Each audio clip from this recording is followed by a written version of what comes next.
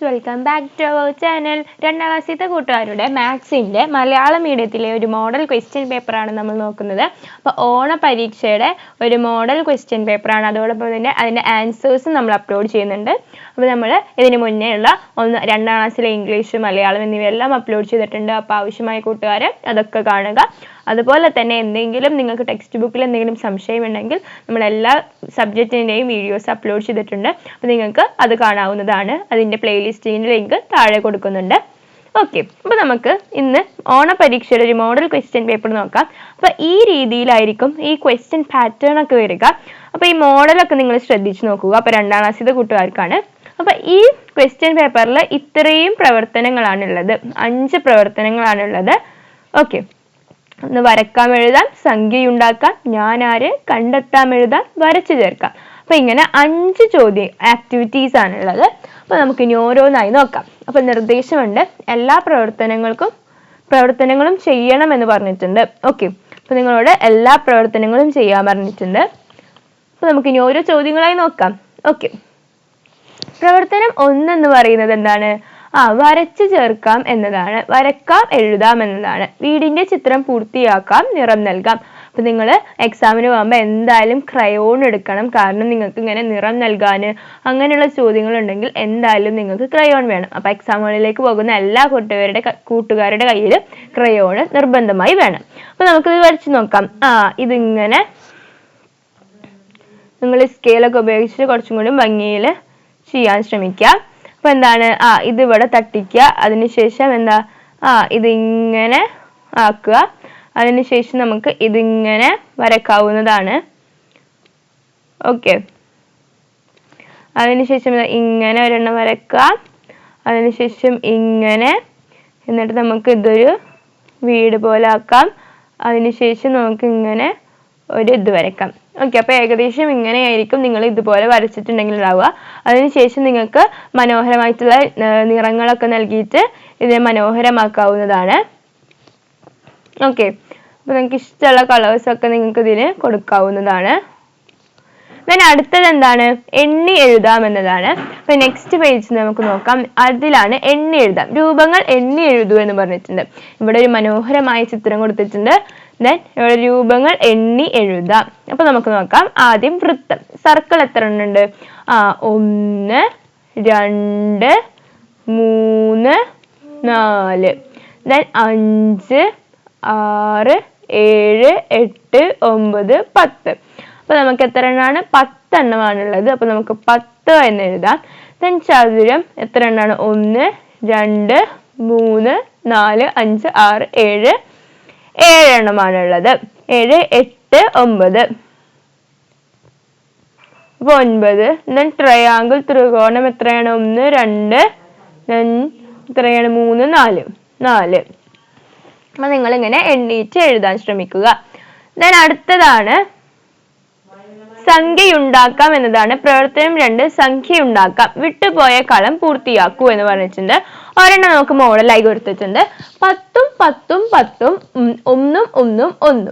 അപ്പൊ നമുക്ക് 10 10 10 എത്രയാണ്? 10 10 10 ആവുമ്പോൾ 30 എന്ന് വരും. 30 1 1 1 1. അപ്പൊ 1 + 1 + 1 + 1 എത്രയാണ്? 4 ആണ് അല്ലേ? അപ്പൊ നമുക്ക് 30 + 4 എന്ന് വന്നിട്ടുണ്ടെങ്കിൽ 34 എന്ന് വരും. അപ്പൊ ഇവിടെ നമ്മുടെ ഉത്തരം എന്താണ്? അവസാനം നമുക്ക് 34 കിട്ടി. അപ്പൊ അങ്ങനെ ഓരോന്നും ഇവിടെ കൊടുത്തിട്ടുണ്ട്. അപ്പൊ അത് എണ്ണി നോക്കുക. എന്നിട്ട് അതിന്റെ ഉത്തരം ഇവിടെ എഴുതാം. വിട്ടുപോയ ഭാഗത്ത് എഴുതാനാണ് പറഞ്ഞിട്ടുള്ളത്. ബി, ഇവിടെ 10 ഉണ്ട്, പിന്നെ 1 1 1 1. അപ്പൊ 10 + 1 + 1 + 1 + എത്ര ഒന്നാണ്? 4 ഒന്നാണ്. അപ്പൊ നമുക്ക് 10 11 12 13 14 14 ആണ്. അപ്പൊ 14 എന്ന ആൻസർ എഴുതാം. ഇവിടെ 23 ആണ് ആൻസർ ലഭിക്കുന്നത്. ഉത്തരം അവിടെ കൊടുത്തിട്ടുണ്ട്. ഇവിടത്തേതാണ് എഴുതേണ്ടത്. ഇവിടെ 10 10 കൊടുത്തിട്ടുണ്ട്. അപ്പൊ 10 10 നമുക്കറിയാം 20 ആണ്. 23ലേക്ക് എത്തണമെങ്കിൽ എത്ര 1 വേണം? 3 1 വേണം. നമുക്കപ്പോ 3 1 അവിടെ എഴുതി നോക്കാം. ഇവിടെ 44 ആണ്. ഇവിടെ 4 എഴുതിയിട്ടുണ്ട്. അപ്പൊ ഇനി 44 നിന്ന് 4 കുറച്ചാൽ 40 ഉണ്ട്. അപ്പൊ 40 നമുക്ക് ഇവിടെ എഴുതണം. അപ്പൊ 10 10 10 10. അപ്പൊ 10 10 10 10 40 41 42 43 44. അപ്പൊ 44 ആയിട്ട് ഉത്തരം കിട്ടും. അപ്പൊ ഇങ്ങനെ എഴുതാം. then അടുത്തത് എന്താണ്? 36 ആണ്. ഇവിടെ 36 ഉത്തരം ഉണ്ട്. ഇവിടെ 6 ഒന്നുകളുണ്ട്. അപ്പൊ 36-ൽ നിന്ന് 6 ഒന്ന് മൈനസ് ചെയ്താൽ 30. അപ്പൊ നമുക്ക് ഇനി ഇവിടെ 30 എണ്ണം വേണം. അപ്പൊ 10 10 10. അപ്പൊ ഇങ്ങനെയാണ് ഇത് കംപ്ലീറ്റ് ചെയ്യേണ്ടത്. അപ്പൊ നിങ്ങൾക്ക് ഇത് മനസ്സിലായി. അപ്പൊ ഇങ്ങനെ ചെയ്യാൻ മനസ്സിലാക്കി വെക്കണം. ഇത് പല രീതിയിലും ചിലപ്പോൾ നിങ്ങൾക്ക് എക്സാമിന് ചോദിക്കാവുന്നതാണ്. ഓക്കെ, അപ്പൊ ഇത് മനസ്സിലാക്കി വെക്കുക. then ഇവിടെ ഈ സംഖ്യയിൽ ചെറുതിൽ നിന്ന് വലുതിലേക്ക് എഴുതുക. ഓക്കെ, അപ്പൊ എന്താണ് പറഞ്ഞിട്ടുള്ളത്? ചെറുതിൽ നിന്ന് വലുതിലേക്ക് എഴുതാനാണ് പറഞ്ഞിട്ടുള്ളത്. അപ്പൊ നമുക്ക് നോക്കാം. മുന്നത്തേലോട്ട് പോകാം. ഇതിൽ ഏറ്റവും ചെറുത് ഏതാണ്? നമുക്ക് നോക്കാം. ഏറ്റവും ചെറുതെന്ന് പറയുന്നത് ആരാണ്? 14 ആണ്. അപ്പൊ 14 ഏറ്റവും ചെറുതെന്ന് പറയുന്നത്. അപ്പൊ നമുക്ക് 1 എന്ന് എഴുതാം. then 14 കഴിഞ്ഞാല് 23 പിന്നെ ചെറുത്, പിന്നെ 34 ചെറുത്, പിന്നെ 36 ചെറുത്, പിന്നെ 44 ചെറുത്. അപ്പൊ നമുക്ക് ഈ ഓർഡറിൽ തന്നെ എഴുതാം. ഓക്കെ, നമുക്കപ്പൊ എഴുതാം 14, പിന്നെ ഏതാ 23, പിന്നെ ഏതാണ് 34, 36, പിന്നെ ഏതാണ് 44. അപ്പൊ ഇതാണ് ചെറുതിൽ നിന്ന് വലുതിലേക്ക് എന്ന് പറയുന്നതിന്റെ ഓർഡർ എന്ന് പറയുന്നത്. ഓക്കെ, അപ്പൊ നിങ്ങൾക്ക് ഇത് മനസ്സിലായി എന്ന് വിചാരിക്കുന്നു. ഇനി അടുത്തത് നോക്കാം. പ്രവർത്തനം 3, ഞാൻ ആരെന്ന് ചെടിച്ചട്ടിയിൽ എഴുതൂ. എന്നെ കുറിച്ച് പൂക്കളിൽ എഴുതുകയും വേണം. അതായത് നമുക്കിവിടെ ചിലത് കൊടുത്തിട്ടുണ്ട്. അതായത് ഇവിടെ കൊടുത്തിട്ടുണ്ട്. നമുക്കത് കൊടുത്തത് വായിച്ചു നോക്കാം. 30-നേക്കാൾ 2 കൂടുതലാണ്. അപ്പൊ 30-നേക്കാൾ 2 കൂടുതൽ, 36-നേക്കാൾ 4 കുറവ്, 10 + 10 + 10 + 2, അതുപോലെ തന്നെ 31-നും 33-നും ഇടയിൽ. അപ്പൊ ഇങ്ങനൊക്കെ പറയുന്നത് ആരെ കുറിച്ചാണ്? നമുക്ക് നോക്കാം. അതായത് 31-ന്റെയും 33-ന്റെയും ഇടയിൽ എന്ന് പറയുമ്പോൾ നമുക്കറിയാം ആരാണ്? 32 ആണ്. ഇപ്പൊ 32 രണ്ടിനെ വിവിധ രീതിയിൽ പറഞ്ഞിട്ടുള്ളതാണ്. അതുപോലെ തന്നെ ഇത് നമ്മൾ കൂട്ടി നോക്കൂ. ഇത് കൂട്ടിയാൽ നമുക്ക് മനസ്സിലാകും. 10 10 10 30, 30 + 2 32. ഇവിടെ 30-നേക്കാൾ 2 കൂടുതൽ, 30-നേക്കാൾ 2 കൂടുതൽ. അപ്പൊ എത്രയാണ്? 32. അപ്പൊ ഇവിടെയും 32 ആണ്. 36-നേക്കാൾ 4 കുറവ് എന്ന് പറയുമ്പോൾ 32 ആണ്. അപ്പൊ ഇങ്ങനെയുള്ള ഹിന്റ് കൊടുത്തിട്ടുണ്ട്. ബാക്കിയുള്ള പൂക്കളിൽ നമ്മളോട് 32 അവസാനം ഉത്തരമായി വരുന്ന രീതിയിൽ എഴുതാൻ പറഞ്ഞിട്ടുണ്ട്. അപ്പൊ നമുക്ക് ഇവിടെ എങ്ങനെ എഴുതാം? 10 + 20 + 2 ചെയ്യുമ്പോൾ നമുക്ക് 32 ആണ് കിട്ടുക. അപ്പൊ ഇത് കിട്ടും. then 34-നേക്കാൾ 2 കുറവ് എന്ന് എഴുതാൻ പറ്റും. 34-നേക്കാൾ 2 കുറവ് എന്ന് എഴുതാം. then 35-നേക്കാൾ 3 കുറവ് എന്ന് എഴുതാം. then അതുപോലെ തന്നെ 29-നേക്കാൾ 3 കൂടുതൽ. അപ്പൊ ഇങ്ങനൊക്കെ പറയുന്നതൊക്കെ ഒരാളിനെ കുറിച്ചിട്ടാണ്. ഉത്തരം എന്താണ്? എല്ലാത്തിന്റെയും അവസാനം 32 എന്നാണ് വരുന്നത്. അപ്പൊ നമുക്ക് ഇവിടെ 32 ആണ്. 32-നെ കുറിച്ചിട്ടാണ് ഇതെല്ലാം പറയുന്നത്. അപ്പൊ നമുക്ക് 32 എന്ന് എഴുതാം. അപ്പൊ അങ്ങനെ അത് കഴിഞ്ഞു. then അടുത്തത് പ്രവർത്തനം 4, കണ്ടെത്താം എഴുതാം എന്നതാണ്. കണ്ടെത്താം എഴുതാം. ചോദ്യം: അടുത്തടുത്ത സംഖ്യകളിൽ വിട്ടുപോയവ എഴുതി നോക്കും. അപ്പൊ ഇവിടെ 99, അതുപോലെ 100, 101. അപ്പൊ ഇതെന്താണ്? തുടർച്ചയായിട്ടുള്ള സംഖ്യകളാണ് ഇവിടെ കൊടുത്തിട്ടുള്ളത്. അതുപോലെ ഇവിടെ 121 എന്ന് കൊടുത്തിട്ടുണ്ട്. അപ്പൊ ഇവിടെ മുന്നിൽ എങ്ങനെയാവും? 120, ഇവിടെ 122. then ഇവിടെ 150, 151. അപ്പൊ ഇവിടെ എത്ര ആയിരിക്കും? 149. ഓക്കെ, മനസ്സിലാവണില്ലേ? നിങ്ങൾ തുടർച്ചയായിട്ടുള്ള നമ്പർ നിങ്ങൾ എക്സാമ്പിൾ ശ്രദ്ധിച്ചതിന് ശേഷം മാത്രമാണ് ബാക്കിയുള്ളത് എഴുതാൻ പാടുള്ളൂ. അപ്പൊ ഇവിടെ 100, 99, 100, 101. അപ്പൊ ഇവിടെ 121 ആണെങ്കിൽ ഇതിന് മുന്നേ 120, ശേഷം 122.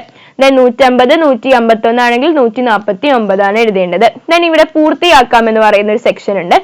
110, 120, 130. ഇവിടെ എല്ലാം +10 ആണ് കൂടുന്നത്. +10. അപ്പൊ ഇനി +10 കൂടുമ്പോ 140, then +10 കൂടുമ്പോ 150. അപ്പൊ അങ്ങനെയാണ് ഇത് എഴുതേണ്ടത്. ഞാൻ അടുത്തത് എന്താണ്? ഇവിടെ എന്താണ്? മൈനസ് ആണ്. 10. അതായത് 160-ൽ നിന്ന് 10 കുറച്ച് 150, then 150-ൽ നിന്ന് 10 കുറച്ച് 40, then 140-ൽ നിന്ന് 10 കുറച്ച് 130, then അടുത്തത് 120. അപ്പൊ ഇങ്ങനെയാണിത് പൂരിപ്പിക്കേണ്ടത്. അപ്പൊ അതാണ് പ്രവർത്തനം 4. then പ്രവർത്തനം 5 നോക്കാം. വരച്ചു ചേർക്കാം. യോജിച്ചവ വരച്ചു ചേർക്കും. അപ്പൊ ഈ ഷേപ്പ് വരുന്നത് ഏതാണ്? ഇതാണല്ലേ. അപ്പൊ നമുക്ക് ഇത് ഇങ്ങനെ വരക്കാം. then ബിസ്ക്കറ്റിന്റെ ഷേപ്പ് ഇതാണ്, ഇത് വരക്കാം. ദെൻ ഇതിന്റെ ഷേപ്പ് ആണ് സിലിണ്ടർ ഷേപ്പ്. ഇങ്ങനെ. അപ്പൊ ഇത് സിമ്പിൾ ആണ്, നിങ്ങൾക്ക് കണ്ടാൽ തന്നെ വരയ്ക്കാൻ പറ്റും. അടുത്തതാര്, അതോടെ കുറച്ച് പാറ്റേൺ കൊടുത്തിട്ടുണ്ട്. ഇത് ഇങ്ങനത്തെ ഒരു ചോദ്യം നമ്മുടെ ടെക്സ്റ്റിൽ ഉണ്ടായിരുന്നതാണ് അല്ലെ. അപ്പൊ ഇവിടെ നോക്കുകയാണെങ്കിൽ ആദ്യം ഇങ്ങനെയാണ്, അതിനുശേഷം ട്രയാങ്കിൾ ഇവിടെയും സർക്കിൾ ഇവിടെയും സർക്കിൾ ഇവിടെയും ട്രയാങ്കിൾ ഇവിടെയും അങ്ങനെ കൊടുത്തിട്ടുണ്ട്. അപ്പൊ അടുത്തത് ആരാണ് വരിക? ഇതിൽ കൊടുത്തിട്ടുള്ളത് ശരി, അതിന് ടിക്ക് ഇടാനാണ് പറഞ്ഞിട്ടുള്ളത്. അപ്പൊ ഏതാ വരിക? ഇവിടെ ഒരെണ്ണം, ഇവിടെ അറ്റത്ത്, പിന്നെ ഇവിടെ. പിന്നെ അപ്പൊ ഇവിടെ വരിക ഈ സൈഡിലാണ് ഇങ്ങനെ ആയിട്ട് എന്താണ് ഇങ്ങനെ വന്നിട്ട് പിന്നെന്താ ട്രയാങ്കിൾ ഒരെണ്ണത്തിന് ഇവിടെ, ഒരെണ്ണത്തിന് ഇവിടെ, ഒരെണ്ണത്തിന് ഇവിടെ. അപ്പൊ പിന്നെ എവിടെയാ ഒരെണ്ണത്തിന് പിന്നെ വരുന്നത് എവിടെയാണ്? നമുക്കപ്പൊ ഉത്തരം എന്താ കിട്ടുക? ഇതാണ് നമ്മുടെ ഡി ആണ് നമ്മുടെ ശരി ഉത്തരം. അതായത് ട്രയാങ്കിൾ നമുക്ക് വരുന്നത് ഇവിടെയാണ്. ഓക്കെ, അതായത് ബാക്കി രണ്ടിലും ഇവിടെയാണ്, അറ്റത്തുള്ളതിന് ഇവിടെ, അപ്പൊ ബാക്കിയുള്ളതിന് ഇവിടെ. അപ്പൊ ഇതാണ് നമ്മുടെ ഉത്തരം എന്ന് പറയുന്നത്.